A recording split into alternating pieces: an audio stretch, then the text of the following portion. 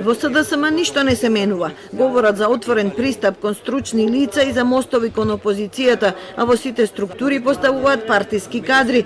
Вака ВМРО ДПМН реагираше на предложениот нов состав во Советот за безбедност во сообраќајот. Еден ден после вчерашниот некаков концепт за нешто, некоја свежа крв, ние денеска се враќаме на седница на собрание и функционираме по истите методи и по истите модели. По истите методи и истите модели. Партиски список, стигнат во собрание, се прочита тој список, без никаква карактеристика на луѓето кои што ги гласавме. Не знаевме што се по образование, не знаевме од кој град доаѓаат.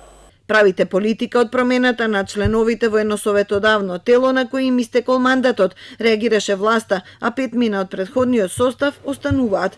Тврдат дека разликите во начинот на владење се видливи, почнувајќи од примерот на Димовски. Велите да покажеме, па покажеме на вашиот личен пример. Јас сум 12 години пратеник, никогаш не се случило, ама никогаш не се случило комисијата за избор и именување да води пратеник од опозицијата. Доволен ли е тој пример?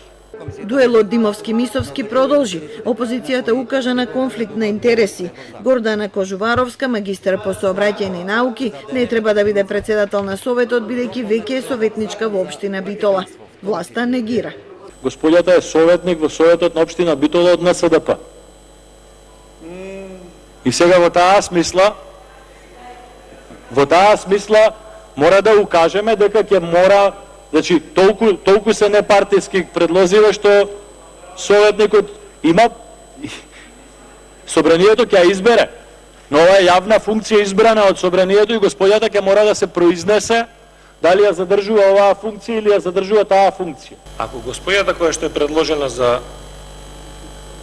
председател на Советот за безбедност на сообраќајот е советник во општината, ја ќе се поднесам оставка оде како пратеник.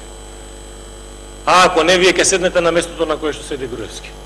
Мнозинството избра 23 нови членови. Опозицијата не го прифати предлогот на Комисијата за избори и именувања и гласаше против. На заштита на класифицирани информации.